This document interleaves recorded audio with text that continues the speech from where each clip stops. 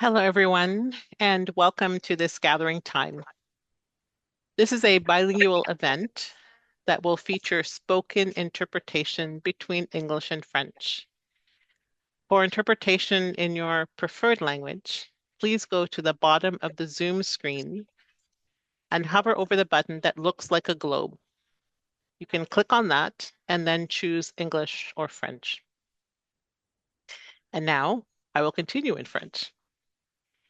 Maintenant, je vais continuer en français.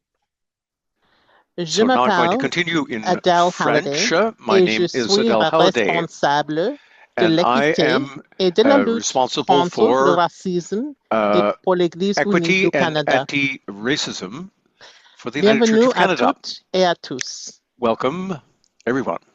Je suis très heureuse de vous voir ici I'm aujourd'hui pour very cette pleased conversation that you sur could join us today l'implantation for this des conversation on communautés the de foi establishment migrantes, of Migrant, diasporiques et Diasporic, racisées and qui fait racialized partie des faith 40 jours communities. d'action dans la lutte This contre le event is racisme. part of the 40 Days of Action campaign against racism. J'aimerais présenter le panel un peu plus tard. I will Mais introduce the maintenant, panel quelques mots shortly, pour les 40 but jours first, d'action. a few words about 40 Days of Il y a Action. beaucoup d'informations en ligne. You can There find is an English quite a bit of language information website. online. So there's an English language website found through united-church.ca. There you can find links to a folder with downloadable congregational resources, including prayers, additional worship prompts, ideas for study groups, and more. There are links to the United Church Bookstore, which has a number of English language anti-racism books. And there's a way to sign up for the English language newsletter, which offers ongoing updates about the church's anti-racism work.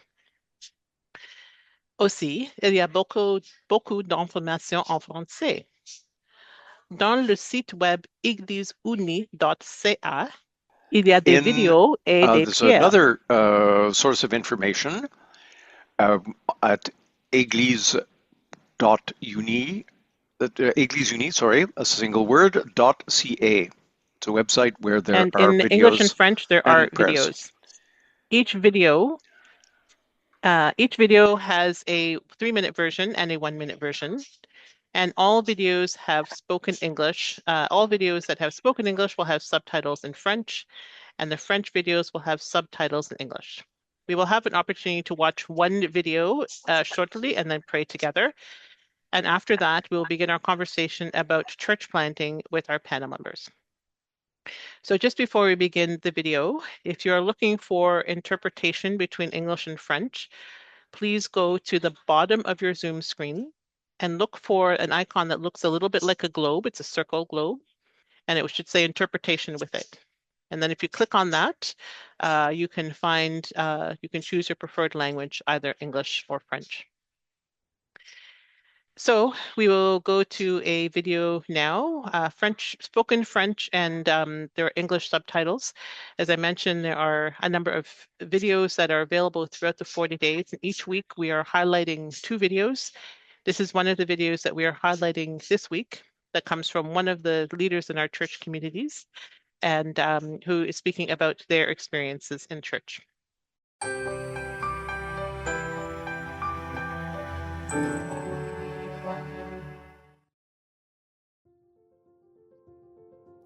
Je viens du Cameroun, un pays plein de vie, de talent, de culture et de foi. Et pourtant, comme tant d'autres, j'ai dû partir. Pas parce que je le voulais, mais parce que rester était devenu insupportable. Aujourd'hui, des milliers d'Africains, surtout des jeunes, quittent leur terre natale. Des décennies de mauvaise gouvernance, de conflits, de violences, de guerres un peu partout, aucun renouveau politique, pas de justice, aucun réel avenir. Ce n'est pas juste de la migration, c'est de l'exil. Une forme moderne d'esclavage. On ne met plus les gens en chaîne sur des bateaux, mais ils quittent quand même. Ils quittent tout derrière eux, poussés par le désespoir. L'Afrique se vide de ses esprits les plus brillants, pendant que l'Occident profite de leur travail. L'histoire se répète. Elle se répète sous un autre masque. Et pourtant des signes d'espérance émergent. Pour moi, l'un d'eux, c'est le football. Je suis un passionné, un joueur, un entraîneur de football. Je crois que le sport, en particulier le foot, peut être un outil puissant d'inclusion, d'émancipation et de réconciliation. À l'approche de la Coupe du Monde 2026, un contraste me frappe. Voyez l'équipe du Maroc, une équipe africaine, composée majoritairement de joueurs à la peau claire, tandis que la France, les États-Unis ou le Canada, des pays occidentaux sont emmenés par des joueurs noirs, souvent des enfants d'immigrés. Le terrain raconte une autre histoire que les gros titres. C'est une image saisissante, malgré les stéréotypes persistants. Le jeu, le beau jeu, le football, révèle l'excellence noire. Une excellence calme, puissante, incontournable. C'est plus que du sport. C'est une restauration silencieuse, un signe prophétique de fierté et de possibilité. Et je crois que l'Église, le corps du Christ, ne peut rester silencieuse.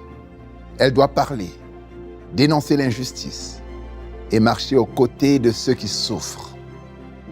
Pas seulement par compassion, mais par engagement. Il est temps de reconnaître les fautes du passé, de guérir les blessures du présent et de construire un avenir fondé sur la justice et la réconciliation. Je rêve d'un monde où personne n'a besoin de fuir juste pour vivre avec dignité. Et je crois que ce rêve peut devenir réalité si nous choisissons ensemble de le rendre possible. J'y crois fermement.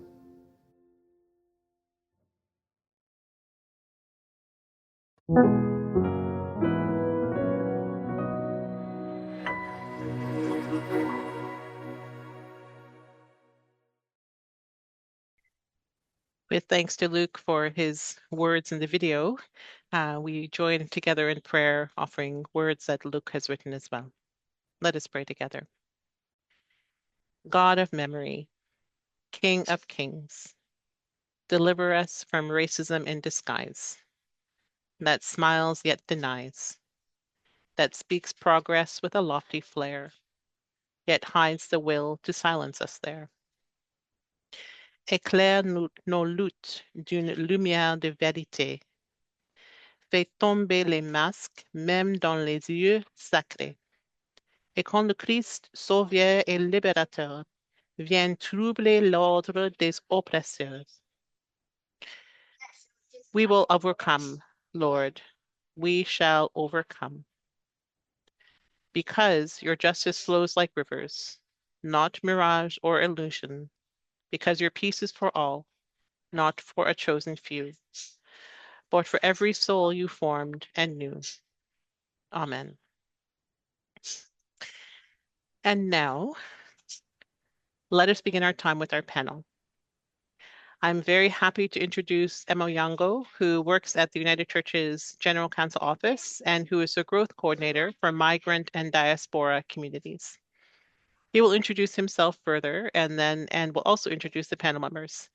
And Emo will also serve as moderator for this panel discussion. So welcome to Emo and welcome to all of our panel members for this conversation. Thank you very much, Adele, for that introduction. And thank you very much as well, Brian, behind the scene doing the tech. The part of my work as a growth coordinator is to oversee and coordinate the different church plant locations that were actually part of the growth initiative or growth stream of the United Church of Canada. Currently, we have about in 25 locations across Canada. And in each one, there is what we call a church plant lead, whether it's led by an ordained minister or a lay leader. For tonight's session, we're focusing on why is it important to honor particularized racialized worship spaces for emerging migrant, diasporic, and racialized communities of faith. And we will meet 3 church plant leads and hear from them the importance of racialized worship spaces as part of their understanding of church. Um, Without further ado, I would like to introduce, and they will introduce themselves shortly. Jenny Leslie from Kichisipi United Church, the minister there, and they're working together with Daniel Phoebe, who's the lead for the God's Beloved. At this point in time, we have Tim Lamb, who's the church plant lead in Burnaby, BC, and joining us hopefully shortly will be Hanitra Randiela Solo, who's working out of the Montreal area. The first question that I would like to pose to each one of you, and remembering the time limit to this, because we're going to have lots of questions and hopefully some discussions involving the other people attending this. Can you please introduce yourself, share your name, where you live now, and your community of faith that you are doing your church plant work? Let's start with Jenny and Daniel. So my name is Daniel Adefubi, and I'm from Ghana, but I'm based in Ottawa now, and I'm the church plant lead for the God's Beloved at Kichisipi. The God's Beloved is a group of 2 LGBTQIA plus people from Africa who have escaped persecution. Thank you. And my name is Jenny Leslie, and I live in Ottawa, and I'm the lead minister at Kichisipi United Church and colleagues with Daniel. And this is Leo, who needed to be part of the picture. So. Thank you. Tim, go ahead. My name is Timothy Lam. It's from Hong Kong. I've arrived Canada already 2 years and 4 months. Before that, I was study theology in Hong Kong. I have studied 2 seminary. One is very conservative, called Alliance Bible Seminary. The other one is the Chongqi Seminary, the most inclusive one in Hong Kong.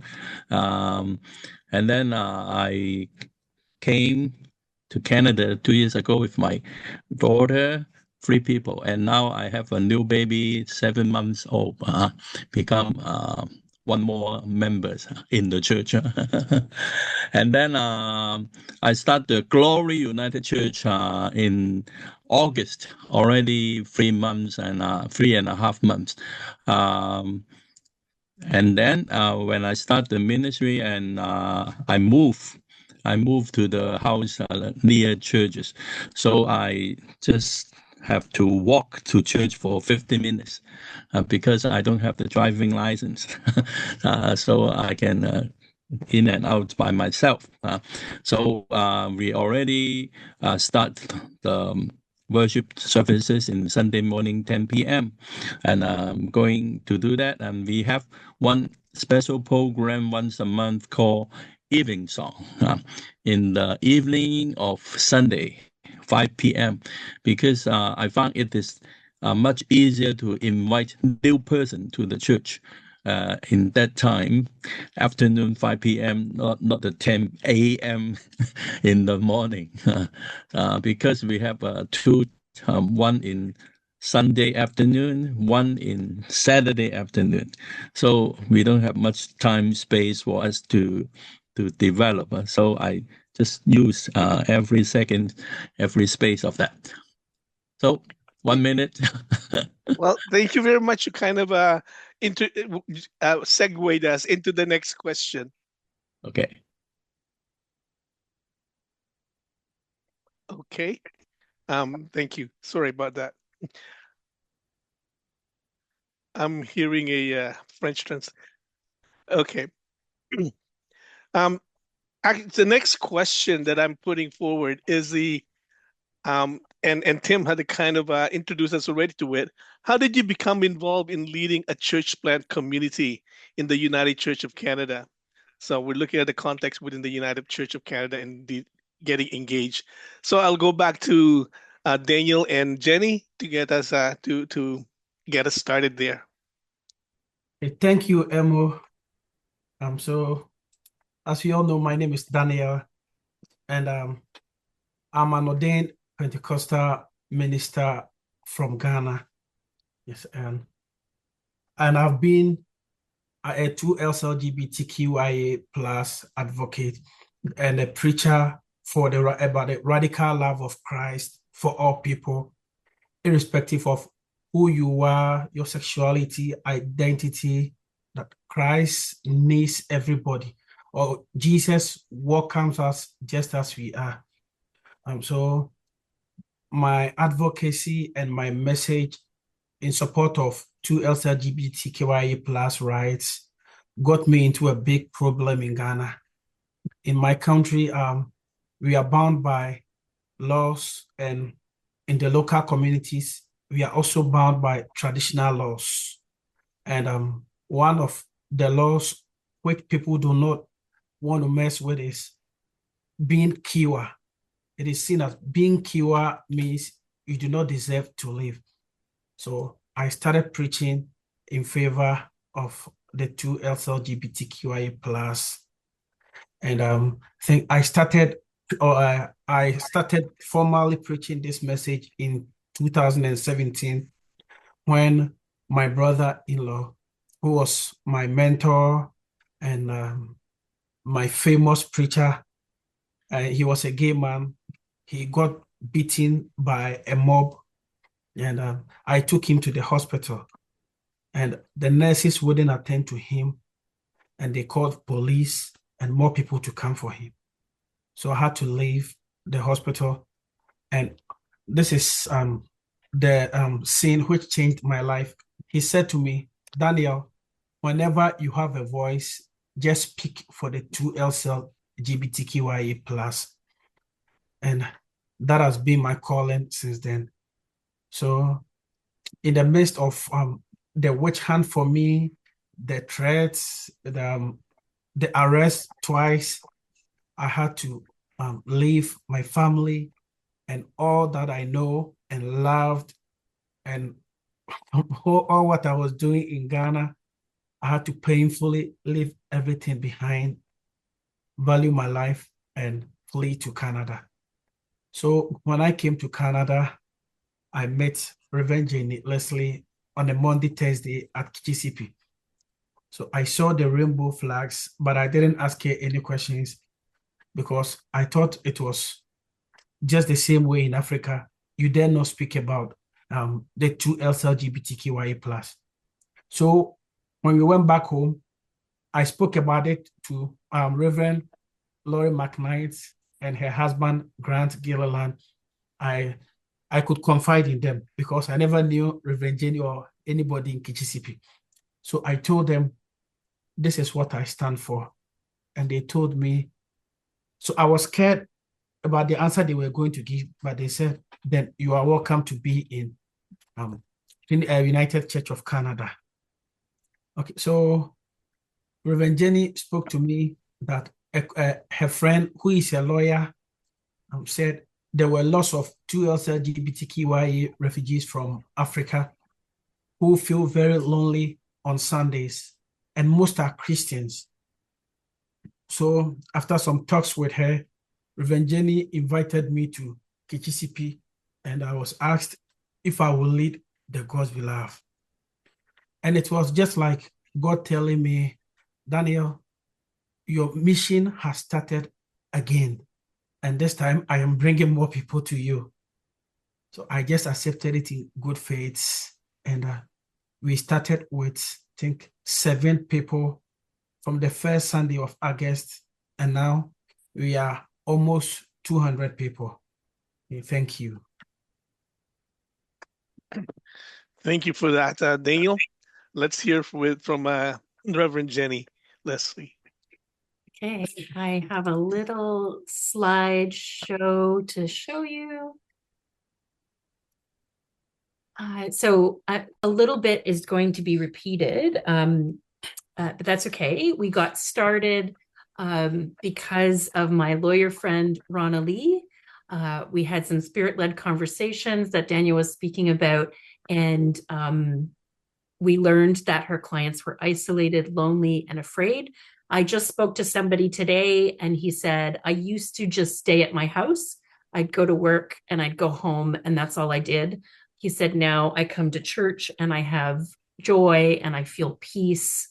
What we also learned at those beginning conversations were that people were traumatized. And so we made a poster and we sent it out to some service organizations in Ottawa, including some immigration lawyers. And we put our names on it, and I got a few phone calls, and I'm sure you got a few phone calls. And people, I think, were really like, is this real? and we were like, yes, it's very real. So this is a little bit of a timeline. We started August 11th with 7 people. We had coffee. There were lots of KUC people on hand. 5 people were sitting in the room with folks. We started some queer potlucks. Sorry, this is probably more information than you need to know, but we have a trauma therapist come and speak to us, and he and I are working on a 3-part series in the springtime so that folks can go through a process that might help ease their trauma a little bit. The group met our EOR executive minister, Reverend Eric Aber-Daly, and they were really keen to meet another gay minister. One thing that Daniel didn't mention is that I myself also am queer. And so I love to wear my t-shirt that says, "This queer pastor loves you." And Daniel has lots of stories of people saying, I'm going to come to church, but don't tell anyone I'm a lesbian. And then she saw me with my shirt on and went, okay, you can tell her I'm a lesbian. And we had some dinner on Christmas Day, and that was when we had about 30 people. And as Daniel said, we're probably up in the 180 or 200 people at this point. So maybe I'll just end there. I think I've used my 3 minutes.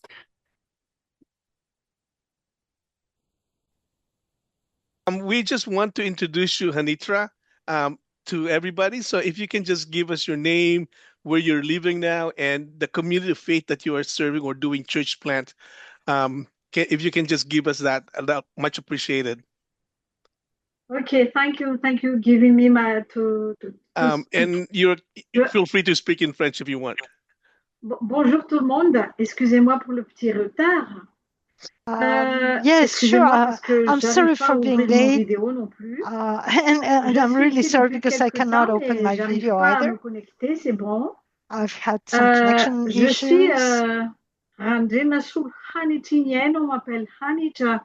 Je fais partie des communautés de foi qui travaillent sur 4 endroits différents dans les alentours de Montréal, c'est-à-dire Joliette,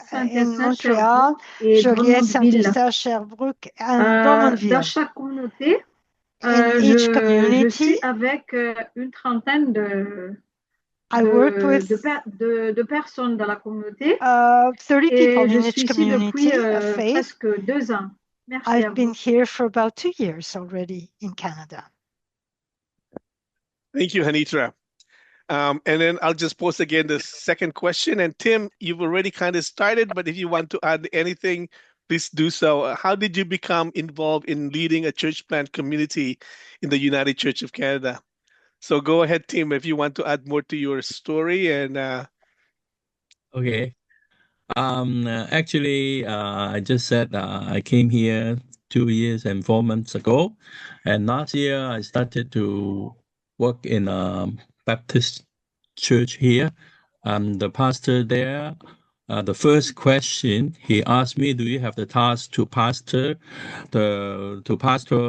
those young protesters from Hong Kong?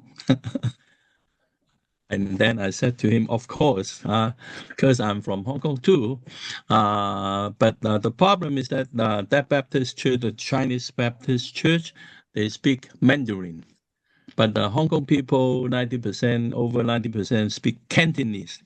So I asked the pastor, would you like to start a Cantonese congregation? Then I can help. So we ate the meal. After that, I start to work there. And he said to me, you for the first half year, you just have to prepare for that. And the second half, you start the Cantonese church. But at the end of the first half, one elder told me, Pastor Tim, actually, my church don't have the capacity to start a new Cantonese congregation. So 2 years later, 6 months later, I left the church, and then I received a phone call from my friend. Hey, hi Tim, do you want to start a new church? Speak Cantonese in Richmond. So I just wonder, maybe God leads me here, and then the other person connects me with the United Church. That they said it's a very inclusive church, and then I told them yes, I'm also very inclusive, because the door of the church is always open for anybody to come. So that is basic of the inclusive thing. So I start to connect Emo and Colin at January or February. And then they said we will have to connect the Pacific Mountain region, and the person we have to connect is the Pastor Rob, Pastor Rob. But Rob is in vacation. Nobody know him where he's in. So the meeting postponed until May. We met together in the Stipston United Church, and then I have to join the United Church, and then until the midst of July, I started to work in the United Church, and they asked me to have a name on this new plant. So I think of that. So we called the Glory United Church.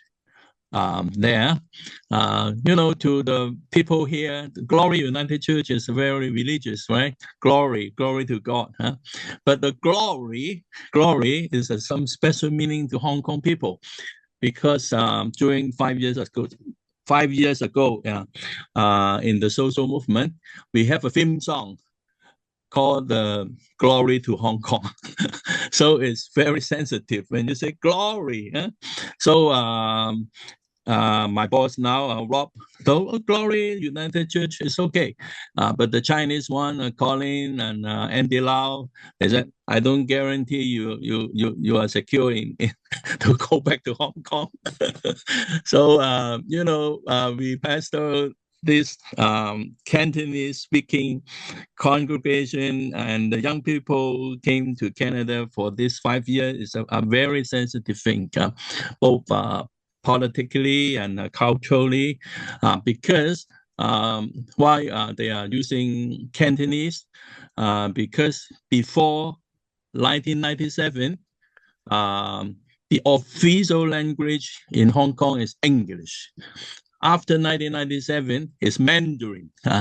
So we Cantonese, no identity. So this is the second one. So if you speak to the officer in the government, you have to speak in English or in Mandarin. So even we sing the song in church, we sing in Mandarin. But if we sing in Cantonese, use the Mandarin words, a very special effect. So in the past 10 years, I translate 3,000 hymns from Mandarin to Cantonese. So this is one of the identity of the church to speak in Cantonese, and one Cantonese church to concern about the things under the security law in Hong Kong. So Tim, we'll get back to those things in the next question. You're entering the next question. Okay, appreciate it. Thank you very much. Let's just go to Hanitra. Hanitra, you want to share how did you become involved in leading a church plant community in the United Church? Je suis désolée, j'essaie toujours de me connecter sur mon caméra, mais ça marche pas. I'm still trying to connect with my camera. I don't know what's going on. Alors, je suis avec l'Église unie. I can say that I'm with the United Church of Canada. Novembre 2023. It goes back to November 2023. J'ai tout de suite pris en charge right away, les quatre communautés I started taking care of the 4 communities that I mentioned earlier. Et l'Église développe bien. And the church has been developing well, but from time to time there are problems that are liés aux problèmes de papier related to par rapport avec papers. Avec le Grand Canada, que des fois il y a fluctuation de membres. Sometimes our members fluctuate, which depends on who's come into your region and who's left. Et voilà en tout. But I think we've been able to manage that. There's also been a difficulty with finding places to meet because you can't always preach as you wish anywhere, and that has affected our ability to meet as Malgache communities. Okay. Merci. Thank you very much, Hanitra. Just to clarify, Hanitra's group is working with the Malagasy, mainly with Malagasy people or communities in the Montreal area. Before I go to the next question, I just want to introduce a term here, a word. Most of our church plant activities, actually, you're seeing Daniel, you're seeing Tim, and now Hanitra. Before they came to the United Church of Canada, they were introduced by another person. Obviously, with Reverend Jenny introduced Daniel to us, and one of the participants tonight, Pearl Wong, introduced Tim, and Hanitra was introduced to us by the responsable for Ministers in French, Emmanuel. And so those are what we would call our Andrews in the United Church. So thank you very much for all of that, for the prodding of the Spirit and listening to that. The next question that we have for them is, why is it important to honor worship spaces for emerging migrant, diasporic, racialized communities of faith? How does this relate to your understanding of the church? So this is mainly your particularized worship spaces and honoring your ethnocultural traditions and other things. So let's go back again and start with Daniel and Jenny. Thank you, Emo, and thank you, everyone. As the leader of the God's Beloved at KCCP, I believe it is important to honor racialized worship spaces because these spaces allow racialized communities to feel at home, to feel seen, and feel safe in their faiths. So all the God's Beloved, they are people who were once told they were not welcome in the church because of their sexual identities.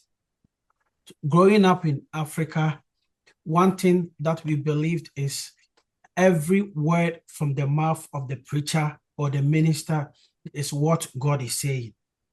So we mostly tend to believe the ministers and preachers more than what our parents tell us. when my mom says A and the preacher says B, I choose to go with B because I know the preacher is with the Bible. But growing up, when the two LGBTQIA folks are told God doesn't like you because of your sexual identity or because of your sexual orientation, there is a demon living inside you. So you are not a complete human being who God loves. So you are not welcome to be in the church. And some of them are lured, others forcefully taken to conversion camps where they have conversion therapies for them, trying to cast the so-called demon that they think lives in the Kiwa people. Some are given concussions, which even kill some of them. Some are also traumatized. Some are beaten. Some are made to fast. So most of these people coming to Canada, though they are escaping persecution and death in Africa, they come to Canada with the idea that God does not like me because of who I am. God does not like me. And this is something they have heard from so many preachers, not just one preacher. So coming to Kichisipi for, let's say, Reverend Jenny to tell them you are loved by God doesn't still solve or doesn't settle the wars that they are fighting in their minds. Most of them are fighting heavy wars which were not which are not being fought with bullets and bombs, but with hateful words, hateful speeches. You are a demon. You are not loved. And most of them, when these words are too harsh for them, they choose to commit suicide. Because if there is a demon living inside me, I've tried conversion therapies, it's not working. So then let me end it all. So when these people come to the church, what we must know is that these are people who have already been to junior Sunday school classes and other classes, and they have adapted to the style of the African worship and their cultures, dancing, singing, and other cultures in their churches. So when they come to Kichisipi and creating a space to welcome them, telling them you are loved by God doesn't only solve the problem, but we must let them practice their culture. Like Kichisipi is just, let me say, an extension of what you were doing in the house, but with the hardest truth that God does not hate you. God wants you just as you are. And he created you and he wants you to come out, to tell the world that this is who I am. I can never change. I am loved. So let me say, so creating these spaces makes them see that they are also respected. So our African culture is respected. Your identity matters. And it's just like telling the God's beloved that your way of worship belongs here. And Reverend Michael Blair was speaking to us about a new heaven and a new earth, and an old heaven and an old earth. So basically, when we engage these people in their own style of worship, it's just like moving from an old earth and an old heaven to a very new heaven with your style of worship, but with the reality and the truth that you are loved. Thank you. Thank you, Daniel. Go ahead, Jenny, pass it on to you. Okay, I'm just going to show some pictures of the faces of the members of God's beloved who I think feel, and I think Daniel does too, that's Daniel on the far right and I'm on the left, who feel welcomed and loved in Kichisipi. So we've had queer potlucks each month, and here's one of those potlucks. The former moderator and Daniel at a flourishing event. Oopsie, Christmas. And we all participate in our pageant at Christmas time. This is the room that we gather in, and it's gotten too small for us, so that is a terrific problem to have.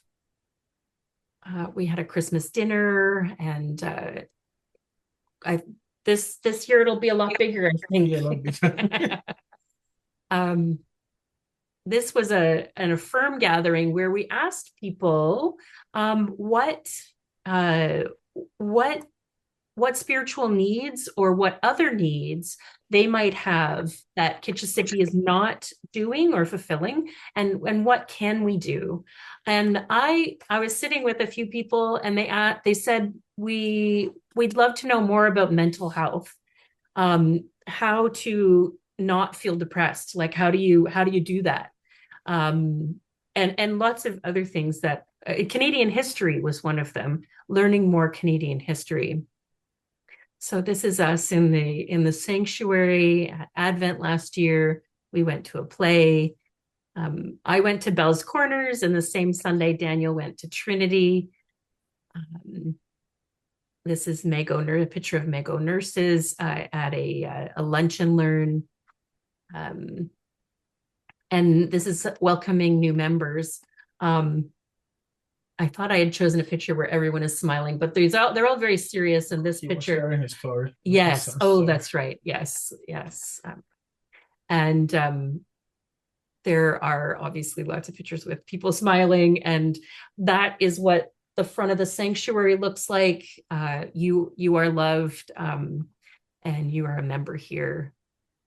So I guess I would add, this is Ronald Carey standing to my left there, or my right, who is the person who had the idea, my friend who had the idea. We, over the year that we've been a part of, we've been together as God's beloved in Kitchissippi, we have been trying to do more things that help become an intercultural church, that help amplify voices, especially Daniel's, but everyone else's as well. So we're doing that in a few different ways coming up, but it is so important to honor where they've come from and where they are right now, and where we are right now as a family of faith. So we did do some outdoor worship as well. These folks were excited to meet Reverend Takui in Smiths Falls at the Smiths Falls Pride. Yeah. We also went to Brockville, and this is Wall Street United. And this is us at General Council, meeting the moderator, or the General Secretary, sorry, and the new moderator. We had already met her at Wall Street, obviously. This was a dinner and dance, and these are times, this is the Pride Parade. These are times when we can gather together and recognize that we're not alone, and celebrate who we are. So a bunch of folks went down to Reverend Kim's goodbye party at Wall Street United, because from Ottawa, it's only about 45 minutes to an hour. So it was quite good. Reverend Kim was very surprised and very happy to see you all. Oopsie. And Takui was there, so got more pictures with her. And here, this is what Emo looks like from the back. You see Emo from the front. This is him from the back. He came to visit us at Kitchissippi on Orange Shirt Sunday at the end of September, and spoke to our God's Beloved group. And a few more happy pictures. And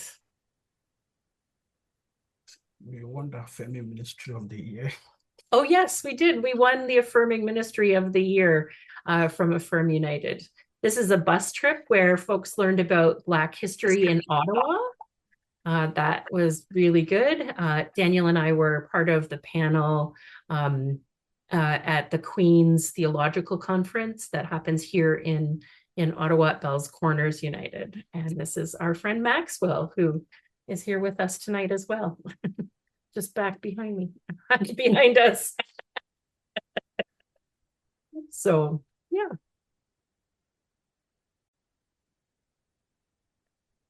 Thank you, Jenny. And certainly, well, pictures, they paint 1,000 words, right? Appreciate that. And I appreciate the back of my head. Tim, you've kind of started some of the talking about the hymns that you've translated and becoming part of your church plant work. Do you want? Yeah, feel free to add a little bit more to that and expand a little bit for the next 3 minutes, please. 3 minutes, okay. Oh no, 2 minutes now. You started already. I'm just kidding. Go ahead. I said this now. We start the worship time 10 a.m. in Sunday, and also we publish glory bulletin once a week. Color in the cover, and at the back we have the pictures every week. What the activity during the week or during the worship, and we have meal outside after service, and the song we sing in Cantonese, and I write general, the pastor general, both in Chinese and English, because in the future I don't want to ignore the next generation who don't know Chinese character, and then also other foreigners come and they know what we are doing. And then we have the full sermon last week, and we publish if people want to look at it. And then this bulletin, just like the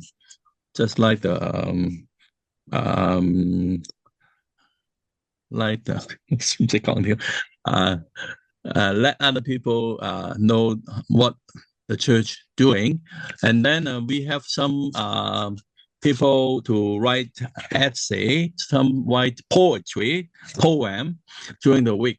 If you want to draw pictures, taking photo, and this bulletin is just sharing garden for them to share. So now we build a community, and some children among the family, and I sometimes have to teach them. Some teach piano, some teach guitar, and because the worship time, just like because I learn music in Hong Kong, we met the music teacher once a week, just like we went to the service once a week. This is a very important activity because we don't just go to church once a year or twice a year. Every week we see the people every week, and then build a community. And when people learn music, when the children learn music, they don't have other time to play the games and learn music, to share the time. That's very good. And then we can share what they learn. So I always introduce them to play in the service. And coming week, the evening song, I invite one Hong Kong young people to share what he learned, what the song he likes, to share his own story through his music. 2 minutes. No problem. I appreciate actually zeroing in on music as part of the capacity building of discipling the leaders, future leaders in the community of faith. And I think that's something a lot of we can continue to learn as we think of different ways of building community. Appreciate that, Tim. Hanitra, we'll pass it on to you. The next same question: why is it important to honor worship spaces for Malagasy emerging community faith? Merci. Il est vraiment important it is really d'être soutenu quand on vient de très très loin, have support when we come from so far away. L'Église unie. On a pu avoir beaucoup d'opportunités and thanks to the United Church of on Canada, a été épaulés pour se réunir. we have had several locations to receive support. C'est palpable l'importance d'être vu, bien qu'on fait de partie de minorités visibles, et de se sentir chez soi, sachant qu'on est tout à fait loin et qu'on a pu progresser comme il le faut. On a pu réunir beaucoup de monde de plus en plus. And we have, as I've told you, more and more people joining our ranks. On a pu tisser des relations. On a senti la main tendue pour nous aider dans tout ce que nous faisons. And we have felt the hand of God helping us in everything that we à propos de racisme, puisqu'on porte notre thème porte sur le racisme. Et moi, il me semble qu'il est assez quand même important de révéler notre origine pour savoir ce que le racisme se présente devant nous. D'abord, Madagascar est composé de nomades qui étaient venus principalement de l'Afrique et de l'Asie. C'est-à-dire qu'on peut croiser entre les Malgaches vraiment africains et des Malgaches qui étaient à peu près asiatiques. Mais depuis un certain temps, où il y a le royaume Imirn qui avait su réunir le pays en un seul pays, bien qu'il y avait 18 ethnies à Madagascar. Il y a plus le racisme n'avait plus son raison d'être. We don't have racism with ici au Canada, no reason. Nous sommes des Malgaches qui se réunissent à l'église pour parler la langue unique malgache chaque dimanche ou bien samedi selon les cas. Et on ne sent pas trop entre nous de forme de racisme. Mais en dehors du racisme qu'on vit dans notre quotidien, on le sent quand même. C'est vraiment dans notre quotidien, puisqu'on fait toujours les partages quand nous sommes à l'église. On sent le forme de racisme verbal dans l'école, bien dans notre travail de tous les jours. On sent aussi le racisme structural. There is also structural racism sur le point de vue de trouver de logement. To finding a livelihood, like finding a home met à l'écart quand on veut chercher de logement pour loger les Malgaches qui sont venus. Et il y a aussi une forme de racisme, par exemple, sur la manière de traiter les travailleurs. Par exemple, si on ne fait pas partie d'un certain groupe dans leur travail, on peut être expulsé facilement sans avoir à consulter leur aptitude dans le travail qu'ils font. Voilà ce que je peux parler de racisme entre nous et entre nous et les autres communautés que nous côtoyons tous les jours. So these are conversations that we hear in our gathering. So thank you for giving us the opportunity to talk about it. Thank you for that, Anitra, for being able to, for sharing and connecting the experience of racism and why it's important to have those honoring our specific worship spaces. Now, the last question before we open up to the rest of the participants for some questions that you can actually begin to write in the chat. If any questions, please feel free to begin to write it and we'll read it later and attend to it.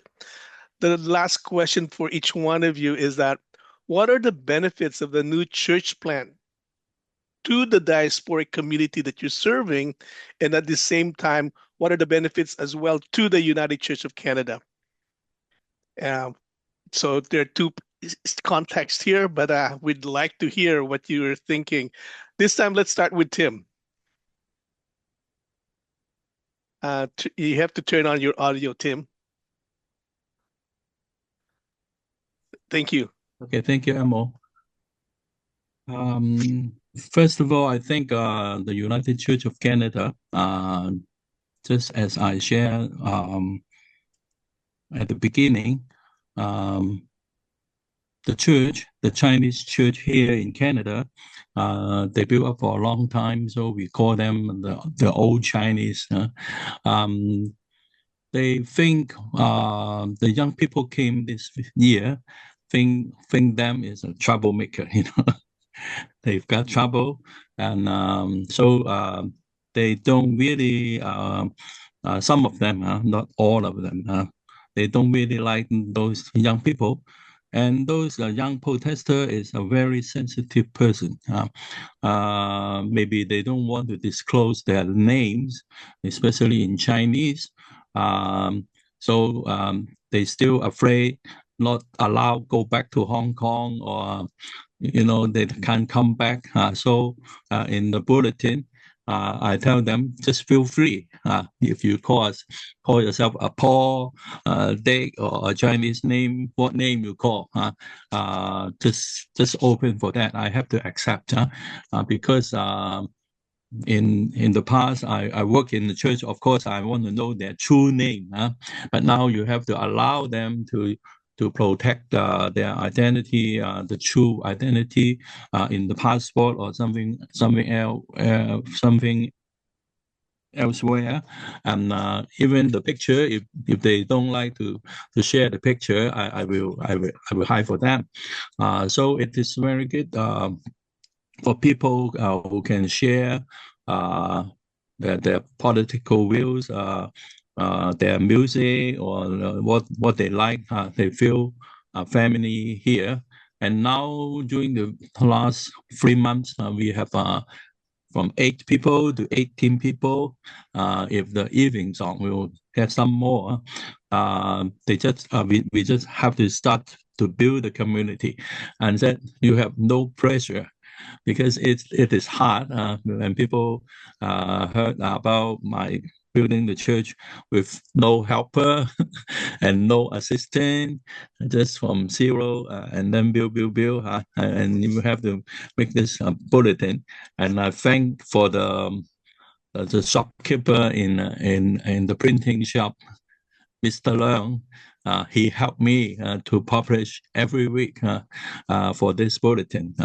So I just thank them, because we have found in the church we can have many some more idea. They don't have pressure from the pastor. You have to do this or do that next week. You respond to play piano, you respond for that. So I tell them, for the first time, I can play piano, I can preach, I can do everything in church, but I don't want to do that. If somebody come to play piano, and then I will let him play. Somebody can with the scripture, I let him to read with them. So I share slowly the job and other responsibility to the congregation. And now, after 3 months, we have already got about 4 stable members. No pressure from me. They come every week. But sometimes, there's a group of people, 4 to 5 come, and then we have a large number of that. So I hope I don't have this head count pressure from Emo. So I can do it because Rob said in the meeting, if next year you have some congregation, and then we will go on to work in this church. If next year just your 4 members in your family, then we close. But thank God. So I use the place with no pressure. I just try my best to build there, and I start to build a library there because I have lots of books to share in the library. Then people to come and with different cultural background, different political background. That this is church. Because I share in the interview, I said I grow up in the church, learned the most thing in church is justice, peace, and love. So I want people to feel that and to enjoy this peace and love in the church. Yes? Yeah. Thank you very much, Tim. Yeah, we will not put a stress on you in terms of numbers. Hey, but from 8 in what, July to 18 to now? When you started in July, August, isn't it? July, August. Yeah, August, and then now. So who knows? I don't think you're going back to 4. Well, blessings, Tim. Thank you very much. Certainly, the benefit to your community, to the Cantonese-speaking Hong Kong community, as well as to the United Church, is immense. Let's go to Hanitra, and then this time we'll close with Jenny and Daniel at the end with this question. So what are the benefits to the Malagasy community and to the United Church from the work that you do? D'abord, on peut le dire que on a pu grandir malgré l'immensité de la vie où on travaille. The challenge has been huge, but we've succeeded in making space for everybody despite the diversity. And a diversity can help you grow. C'est une grande différence, sachant que knowing that we're part of a visible minority. Voilà. On peut se montrer aux autres, on peut and we can show ourselves as we are to others and learn from others. And we provide a richness to the church because we're from all over the world. C'est vraiment palpable la richesse de l'Église venant du monde entier. Palpable, this richness, and we've created a unique place where people can get together and exchange. And this is a major issue because the battle is raging around us. The important thing is that we bear the name United Church of Canada.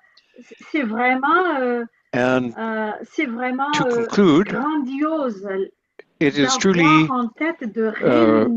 fantastic to be able to bring different churches together into a single place where people can be together despite their diversity.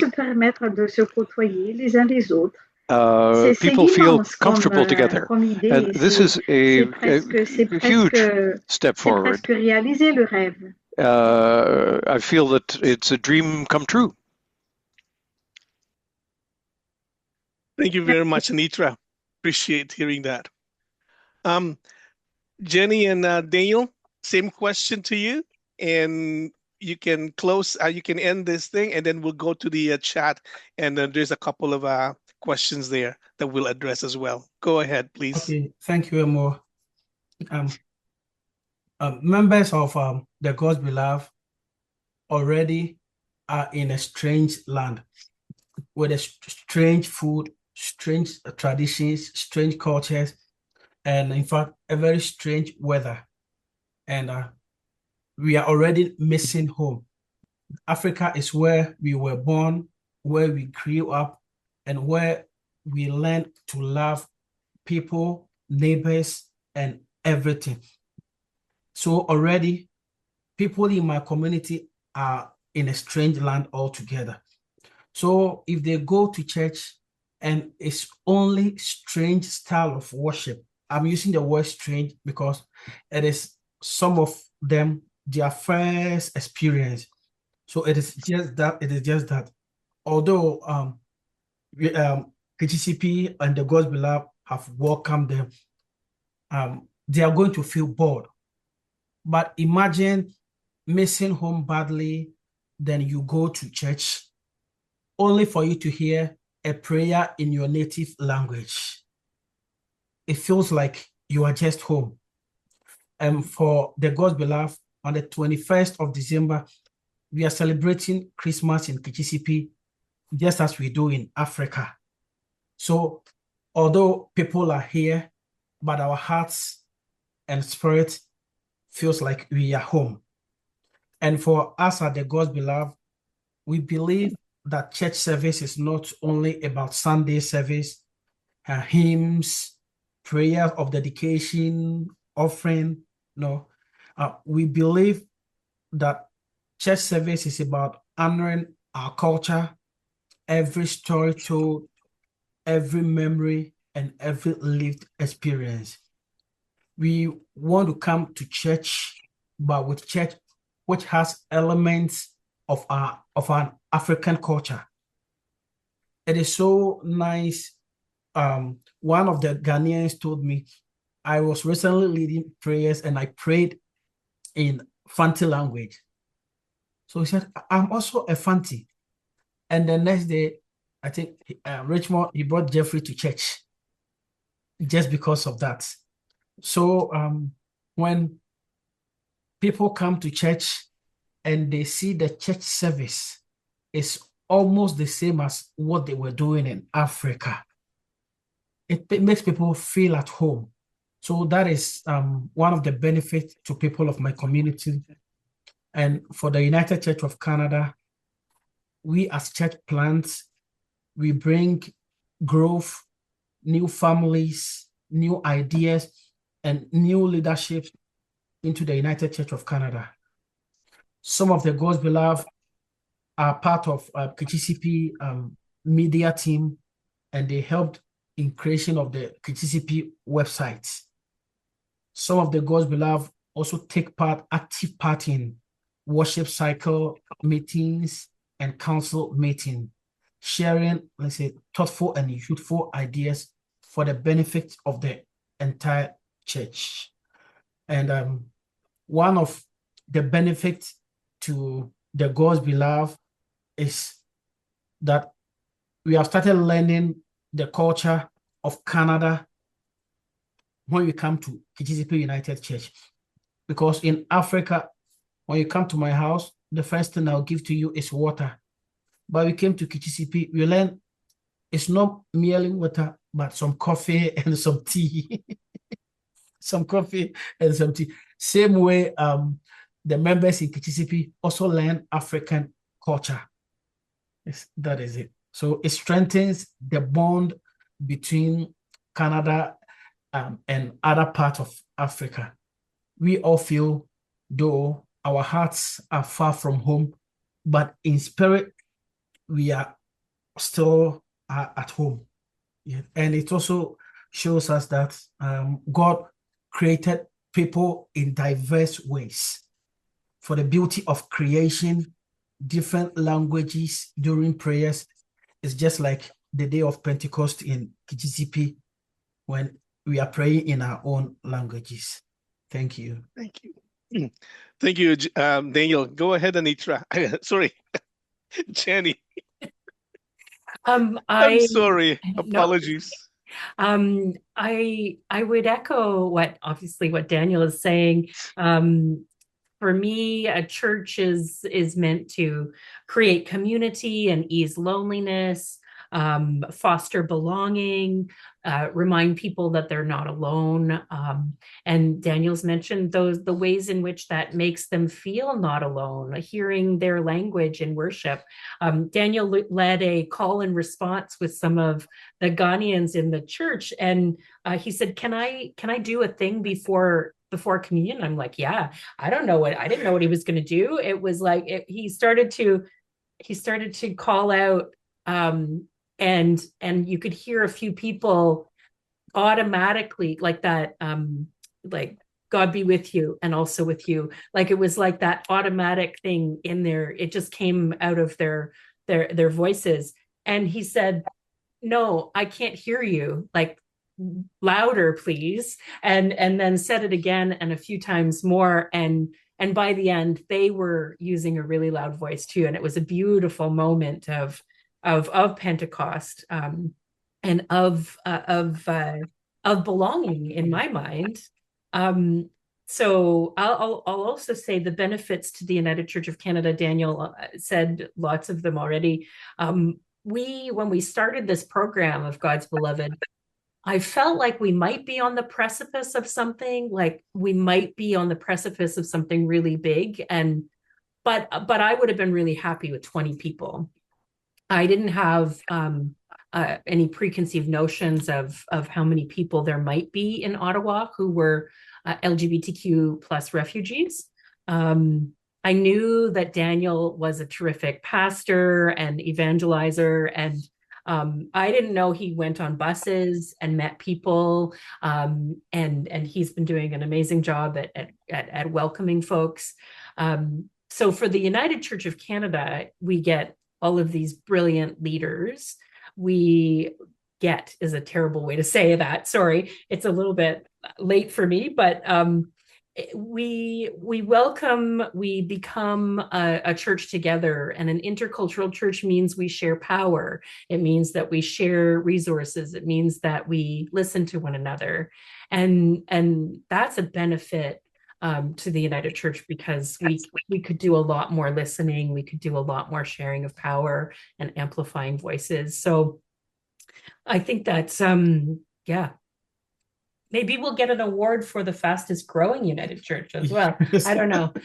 No, I'll give you the award for the colored coffee, racialized coffee, racialized water. I'm just kidding. As my kids would say. We learned really quickly that they didn't want to drink coffee in the morning. We're like, we love coffee in the morning. They're like, no, we don't like to eat or drink anything before noon. And we're like, oh, yeah.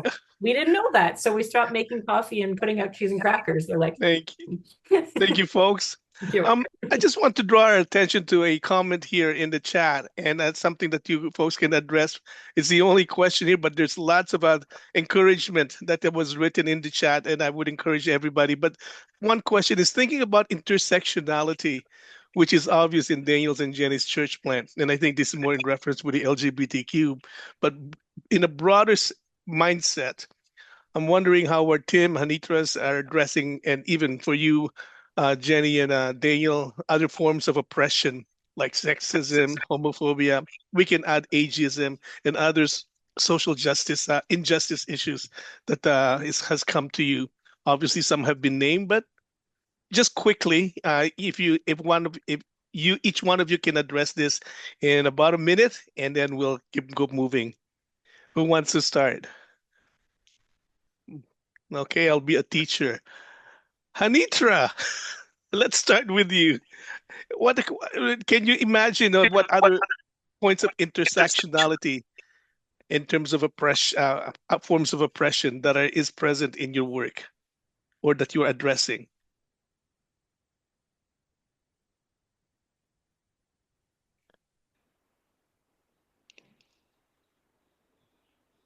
Micro fermé.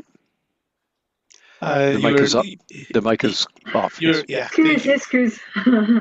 Sorry about that. Je suis pas si sûre que j'ai compris. Well, I'm not sure that I really understood the question.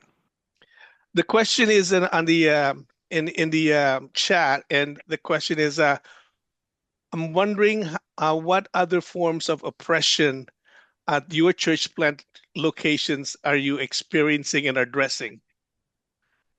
This is in the context of intersectionality. So I think the word intersectionality here, primarily in Daniel's and Jenny's church plant work, is related to the LGBTQ or to gender justice and gender orientation and gender identification. D'accord. Comme j'ai raconté tout à l'heure, que on a un langage unique. Well, as I said earlier, we have a single language. À la même langage. Il n'y a pas de venant de chez nous. Il n'y a pas de discrimination. Il n'y a pas trop de discrimination. This is not a great deal of discrimination. What we can, c'est la discrimination envers ce que nous vivons dans notre quotidien. What we can see is discrimination towards our life experience, not something within the church. It's something that we have to face in our day-to-day lives around us. There is discrimination against us. À peu près, on est sur les mêmes longueurs d'onde à l'intérieur de notre communauté de foi. We're pretty much on the same wavelength within our community because we're addressing ourselves only to our community. Mais sinon, ça ne se sent pas trop qu'il y a discrimination raciale. But there isn't really any racial discrimination amongst us. Ça répond à la question? Have I answered the question? Let's circle back to you. It's more to do with the different forms of oppression that you're experiencing in your community of faith or the church plant community of faith, and how are you addressing the intersection of those forms of oppression. But I'll circle back. And in some ways, you talked about racism and how much it is affected you here, but not necessarily back in the life in Madagascar. Mais je parle pas de notre vie à Madagascar, mais l'impact sur notre relation d'envers les Canadiens qu'on côtoie tous les jours, d'envers d'autres sociétés que nous côtoyons tous les jours. On est assez souple et on n'est pas. We're very flexible. On ne sent pas trop le racisme entre ce que nous vivons. We don't really feel a lot of racism here. Merci. Okay. Let's go to Tim. Tim, the question is the question clear to you? Up till now, not so much, but I have my honor to have lunch with a transsexual person. I enjoyed dialogue with her because most of the conservative church in Hong Kong, we are talking about something we never met. For example, LGBTQ, but I didn't have a friend, even one LGBTQ person. We talk in the fellowship and discuss, and we don't have the chance to face because in the past 10 years I worked with the homeless person. First time I met some people with AIDS, AIDS, huh? We talk about AIDS, but we never know a person who have AIDS. Then you know a person, AIDS person is just a normal person. They have medicine every day. Because one time they give me a cup of water, and then I take it and drink.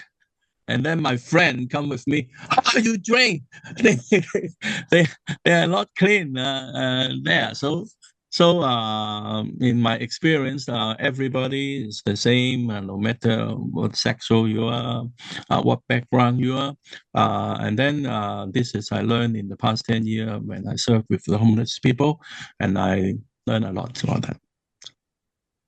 Okay, thank you, Tim. How about you folks? Do you want to add anything, Jenny and Daniel, besides the intersection that with the community, LGBT community, but in other ways, other forms of oppression that you've seen even within the community? How were they Not in our community of faith, but let's say outside the church in Ottawa. With some of the case in the Gospel Lab, when they go to school and think they are called names and being bullied by their classmates. I think that is what we have experienced. And when I came first to Canada, but it's not so much with us. I'm glad to hear it. I mean, I know that there's been microaggressions. I feel like I am and I want to call them out, and I also want to call people in.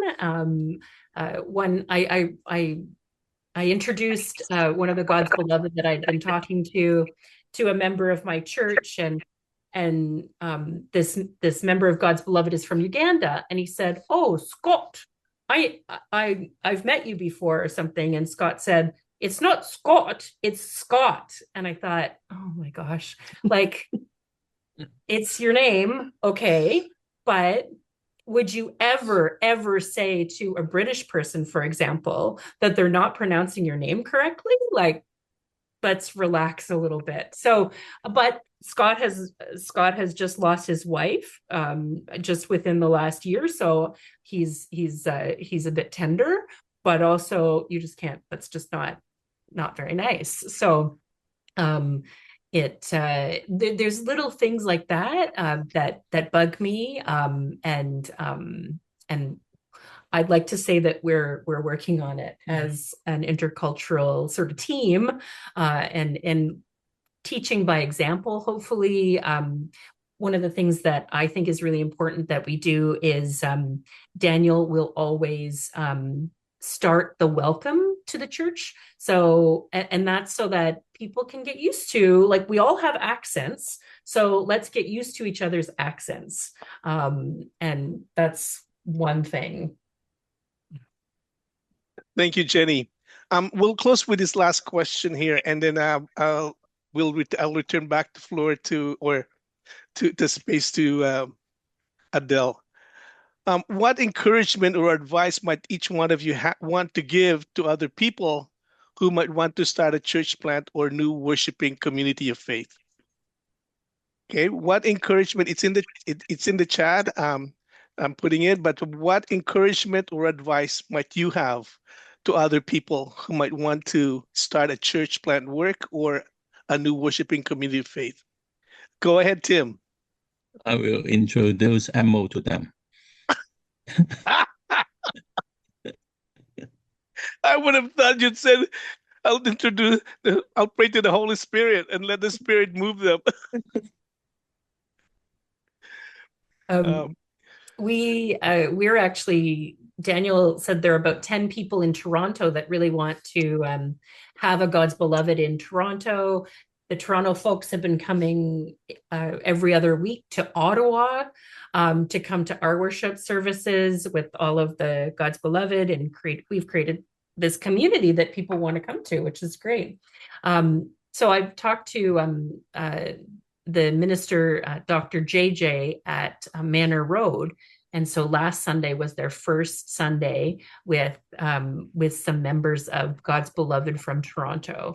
And I think by all accounts, everyone was just so delighted to be together. So you might be hearing more about that. And literally, we just made a poster. He's going to send it out to other people, but we knew that there were at least 10 people that Daniel had been in touch with. Thank you. Hanitra, or sorry, Daniel, do you want to have anything to add to that? Okay, Emo, and what I would like to say as a word of encouragement is that we must, I'll tell anyone who wants to start a community of faith, like the God's Beloved, like, follow your passion. Follow your passion. That is all what I say. And if it is your calling, the Spirit will lead you and make all things right. Thank you. Hanitra, anything to add? Oui, c'est d'avoir le temps nécessaire pour accomplir de tâches bien exécutées. We need to have the necessary time to carry out our tasks, to listen to each other, de favoriser, and to facilitate, et de favoriser la manière de donner aux autres leurs opportunités de grandir. Facilitate the opportunity to grow for everyone. Thank you. The truth is, I want to add to one other thing, because Tim's work is as part of starting that work. Pacific Mountain Regional Council had this empty building, or they're planning to sell, but before selling it, Tim's work came about and the church plant, and so Tim is using that. Hanitra, we've sold all our churches in the Montreal area. We still couldn't find one. We're still trying to find something else. Meanwhile, Daniel, in the good graces of Kichisipi United Church, was able to collaborate and work together, and Kichisipi opened it up. All that to say, if you're thinking of people closing their church buildings, tell them not to close it yet, please.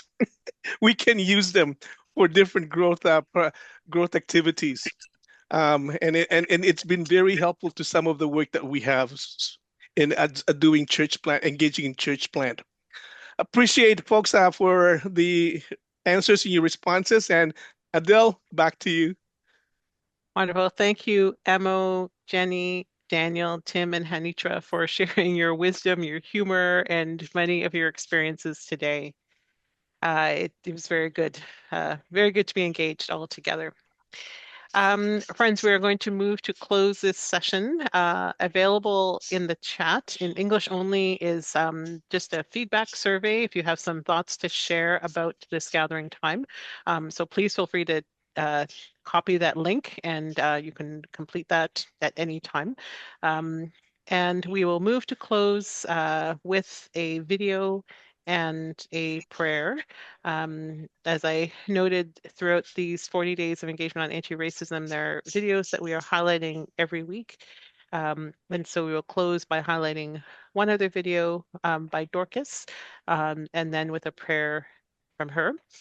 And thank you, everybody, for being here, and blessings on your evening. So here's the video from Dorcas.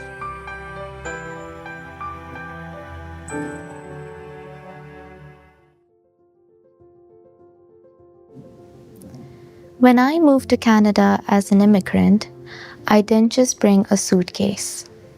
I carried an invisible load, hopes, fears, and assumptions I didn't even know I had. I expected to work hard, adjust, and eventually belong, but I didn't expect how deeply race, language, and culture would shape that journey. I felt the pressure to change how I spoke, to soften my accent, to avoid cultural references, to leave traditional food at home.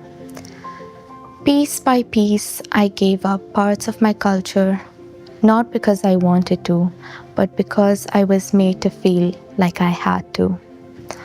White culture was the standard. Everything else felt like something to hide, to correct, or to explain. And over time, that pressure didn't just surround me, it started to live inside me.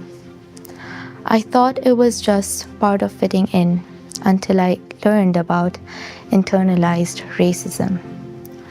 It's when we begin to see ourselves through the lens of the stereotypes around us, when we believe we're not enough unless we change or hide who we really are.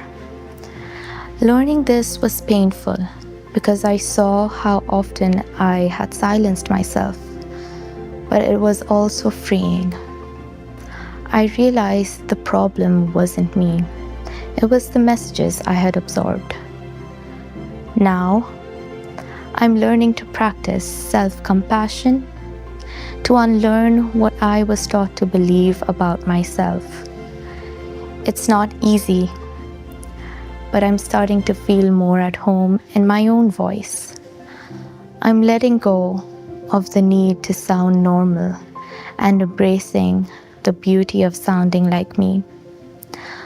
Unlearning internalized racism takes time, but I have started, and every day I'm reclaiming the parts of myself I was once told to leave behind.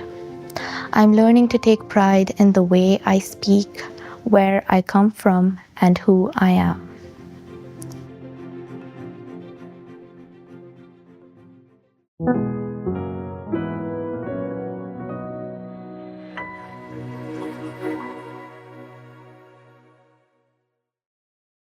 So thank you to Dorcas for the words in the video, and we close with words that Dorcas has written as part of our prayer. Let us pray together. Loving God, you have created me with intention and all the richness of my culture, voice, and story. You know me fully, even when I struggle to know myself without shame or doubt. Thank you for accompanying me through the journey of belonging. You know the silent ways I've tried to fit in, like changing how I speak, what I share, and who I let myself to be. Thank you for opening me to the truth of internalized racism. Help me unlearn what the world has wrongly taught me and replace it with your truth that I am already enough. Teach me to take pride in who I am, in my accent, my heritage, my traditions, and my voice.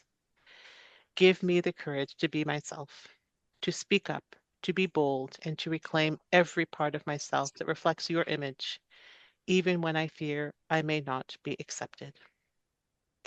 As I continue this journey, fill me with grace and compassion for myself and for others who carry the same hidden weight. May I be able to heal as I learn to live freely in who you made me to be. Amen.